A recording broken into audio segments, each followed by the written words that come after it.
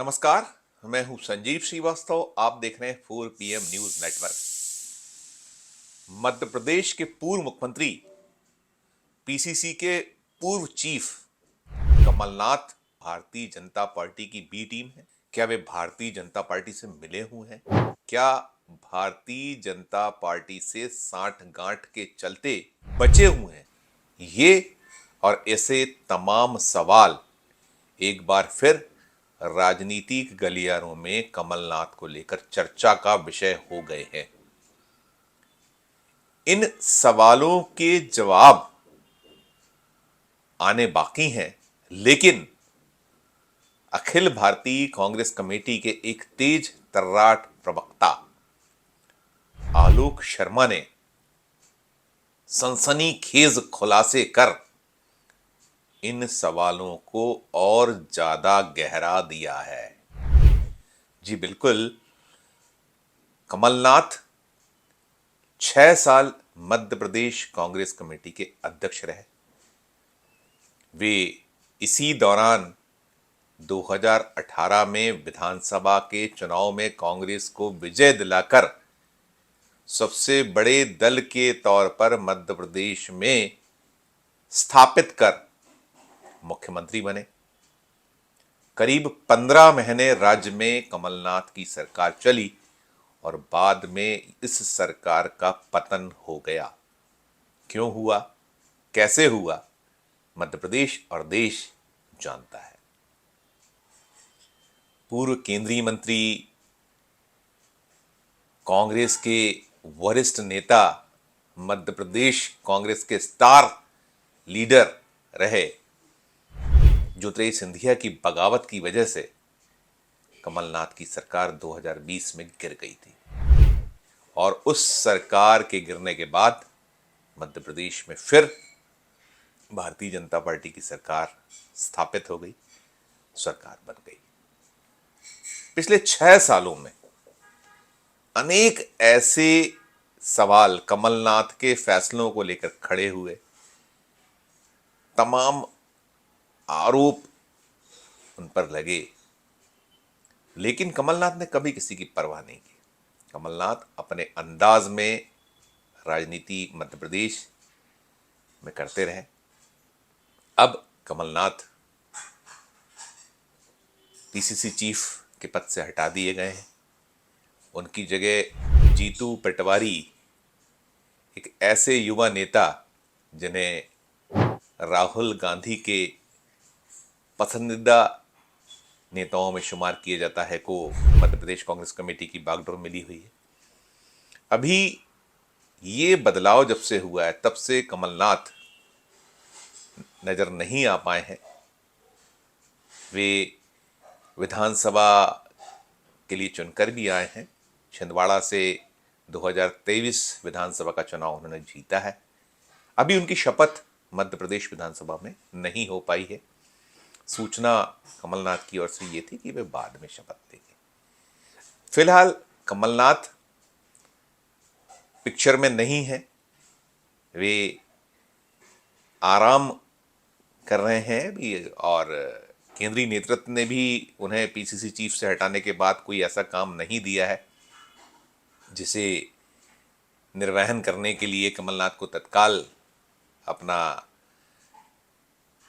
आराम का, जो उनका शायद लंबा अरसा था, विधानसभा में काफ़ी थकाने वाला चुनाव रहा है, तो आने की स्थिति अभी नहीं बनी है। क्योंकि ऐसा कोई काम नहीं है जिसमें उनको सामने आना हो, वे अभी पिक्चर में नहीं है।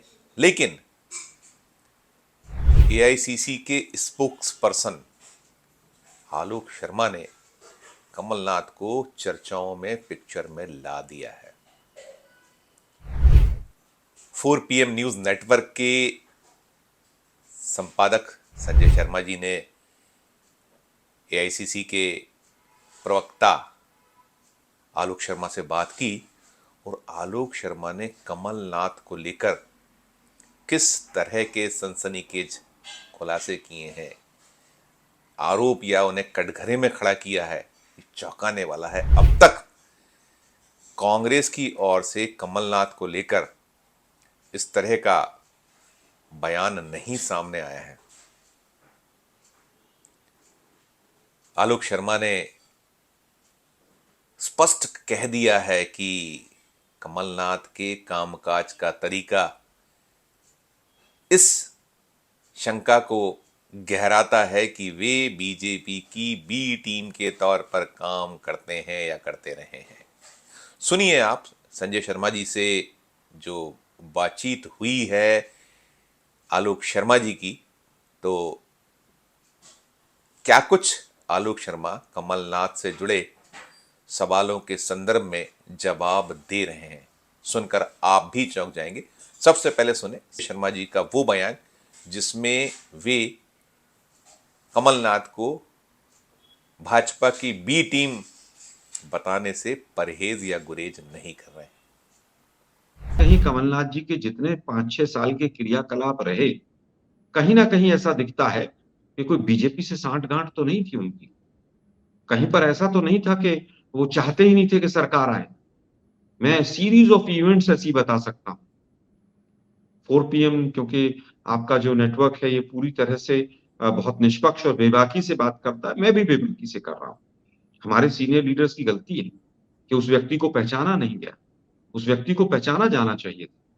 क्यों सरकार गिरी उसके ऊपर पूरी तरह से तन्मयता से उसके ऊपर आकलन होना चाहिए था, लेकिन नहीं हुआ शायद।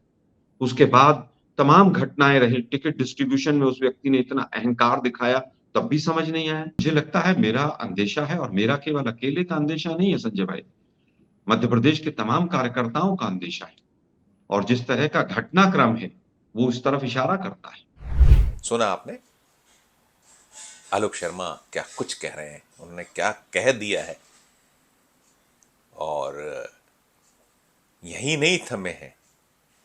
आलोक शर्मा ने जो मध्य प्रदेश विधानसभा में करारी हार कांग्रेस की हुई, उसका ठीकरा साफ तौर पर स्पष्ट रूप से कमलनाथ के सिर पर फोड़ दिया है। वे फरमा रहे हैं कि कमलनाथ ने गलतियां नहीं की होती तो मध्य प्रदेश विधानसभा के चुनाव में इतनी बुरी हार, इस तरीके के नतीजे निकलकर नहीं आते। वे इंडी अलायंस का जो मध्य प्रदेश विधानसभा में तस्वीर बन सकती थी, मजबूती उसे मिल सकती थी, वो ना हो पाने या वो जो फैसले कमलनाथ ने लिए उस समय, उसे लेकर भी क्या कुछ आलोक शर्मा कह रहे हैं, उसे भी सुनिए। अखिलेश वखिलेश कहा और तमाम लोगों को जो एक-एक 2-2 सीट लेकर छोटे इंडिया गठबंधन के साथी अगर आते साथ, तो मैं समझता हूँ बेहतर रहता। लेकिन कहीं न कहीं एक व्यक्ति के अहंकार ने पूरी तरह से पूरे माहौल को इलेक्शन के माहौल को जिस तरह से पलटा, वो दुर्भाग्यपूर्ण था। वो तो छोटी-सी घटना है कि एंकर को उन्होंने इंटरव्यू दिया और बहुत सारी चीज़ें हैं।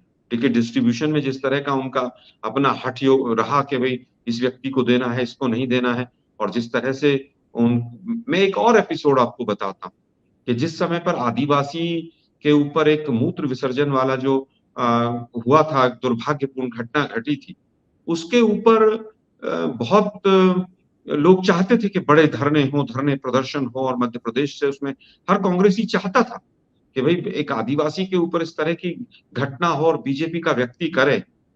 कहीं न कहीं कमलनाथ जी ने उस मूवमेंट को नहीं बनने दिया। हमारे प्रभारियों तक को उन्होंने काम करने से रोका। तो ये हमारी गलती रही कि ऐसे व्यक्ति को हमने बहुत ऊपर चढ़ाकर रखा और ये समय आ गया है कि ऐसे व्यक्तियों को आइडेंटिफ़ाई किया जाए कि क्यों उनके यहाँ ईडी, सीबीआई क्यों नहीं जाती है, बाकी सबके यहाँ क्यों जाती है?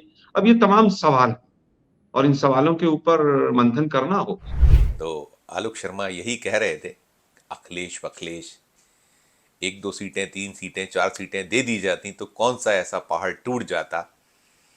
मध्य प्रदेश की 230 विधानसभा सीटों में जो चुनाव के नतीजे आए हैं उसमें महज और महज 66 सीटें कांग्रेस को कमलनाथ की अगुवाई में मिल पाई। सवाल तमाम उठ रहे हैं लंबे अरसे से, कमलनाथ की कार्यशैली, कमलनाथ के कामकाज, उनका सुपरिटी कॉम्प्लेक्स, उनका जो काम करने का अंदाज, अनेक मर्तबा साफ झलकता है कि वे एक ऐसे नेताओं के तौर पर पेश आते हैं जो भूल जाता है कि संगठन कार्यकर्ताओं के बदौलत चलता है। कार्यकर्ता ये आधारित व्यवस्था के बिना नैया पार होना, खासकर चुनावी नैया, तो पार नहीं हो सकती। तो मध्य प्रदेश में जो कुछ हुआ है पिछले 6 सालों में, यदि सरकार गिरी थी खुद कमलनाथ की, तो उसमें वही चलिए चलिए, निकलिए निकलिए, जाइए जाइए, और सिंधिया को लेकर जो कुछ हो रहा था, उतर जाएं सड़क पर, और सिंधिया उतर गए और सरकार चली गई। लेकिन सबक शायद नहीं लिया गया। और मध्य प्रदेश विधानसभा चुनाव में टिकटों को लेकर, वितरण को लेकर भी आलोक शर्मा ने बहुत सारे सवाल उठाए हैं। वे और क्या आरोप, कितने सनसनीखेज खुलासे कर रहे हैं 4 PM पर संजय शर्मा जी से बातचीत में, उसे भी आप और तफसील से सुनिए कि क्या कुछ वे इस हार जो मध्य प्रदेश में उसे लेकर क्या कह रहे हैं। और वे कह रहे हैं कि अभी वे राहुल गांधी तक या आला कमान तक, जो अखिल भारतीय कांग्रेस कमेटी के अध्यक्ष हैं मल्लिकार्जुन खड़गे जी, वहां तक नहीं पहुंचा पाए, लेकिन अवसर मिलेगा तो सारी जो उन्होंने दर्द अपनाया, जो मर्म बयां किया है मध्य प्रदेश के संदर्भ में 4 PM चैनल पर, उससे राहुल गांधी जी और मल्लिकार्जुन खड़गे जी को जरूर अवगत कराएंगे। तो इस बारे में भी सुनिए कि वे क्या कह रहे हैं। क्या राहुल गांधी जी और खड़गे जी तक ये बात पहुंची है? आप जैसे कर्मठ कांग्रेस के लोगों ने पहुंचाई है? देखिए, मुझे मौका नहीं मिला, लेकिन अगर मौका मिलेगा तो ज़रूर मैं कहूँगा कि इस तरह के लोग जो पार्टी के लिए निष्ठावान कार्यकर्ता की मेहनत के ऊपर कहीं न कहीं अपना कद तो बढ़ाना चाहते हैं, लेकिन पार्टी के लिए जिस तरह से काम होना चाहिए उस नेता के द्वारा वैसा नहीं होता है। तो ऐसे नेताओं को आइडेंटिफ़ाई किया जाना चाहिए और ज़रूर उनसे बात की जानी चाहिए, और जो लोग मेहनत करने की इच्छा रखते हैं, उनको आगे लाया जाना चाहिए। आलोक जी, कहावत है कि रेस का घोड़ा अगर लंगड़ा हो जाता है उसे गोली मार दी जाती है। वो बेचारे चुनाव हार गए, तो अब आप उनको बुढ़ापे में आप उनको ऐसे ऐसे ऐसे कह रहे हैं। नहीं संजय भाई, देखिए, मैंने तो आपको सीरीज़ ऑफ इवेंट्स बताया। एक नहीं, मैंने कई घटनाएँ बताई। 5 साल के अंदर 4 प्रभारी बदल गए। लेकिन प्रदेश अध्यक्ष 6 साल तक एक ही व्यक्ति रहा, और वो व्यक्ति प्रभारियों को बदलवाता रहा, प्रभारियों को डाँटता रहा। क्या ये सच सबको पता नहीं थी? क्या कांग्रेस के कार्यकर्ताओं को नहीं पता थी? आप देखिए किस तरह से जेपी अग्रवाल हों, दीपक बावरिया हों, मुकुल वासनिक हों, 3 लोगों को तो अभी बदलवाया उन्होंने, पिछले 3 साल के अंदर, साढ़े 3 साल के अंदर। और बाद में रणदीप सुरजेवाला जी आए। रणदीप जी काफ़ी अच्छे सीनियर हैं, उन्होंने काफ़ी हद तक चीज़ों को सँभाला भी।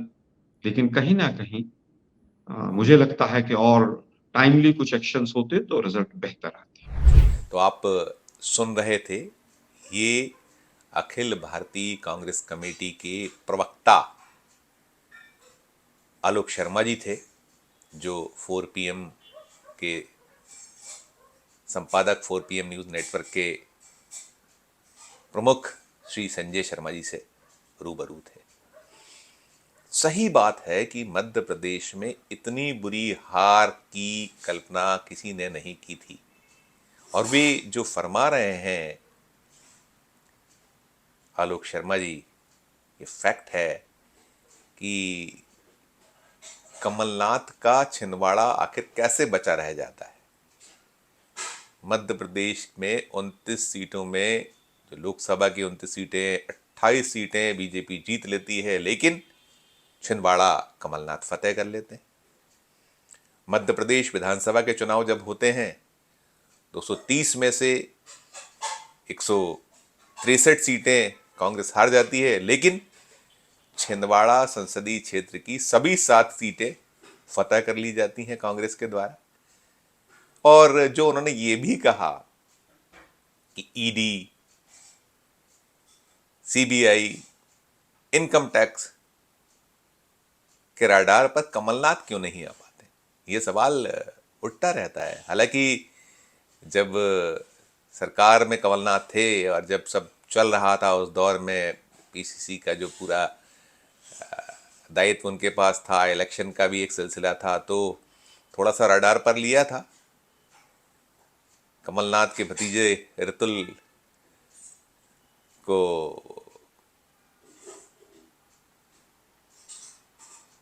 केंद्रीय एजेंसियों ने निशाना बनाया था, उनके यहाँ छापेमारी हुई थी, कार्रवाइयाँ हुई थी, कुछ निकटस्थ लोगों के यहाँ भी, लेकिन बाद में सब लीपापोती जैसे आरोप लगे थे।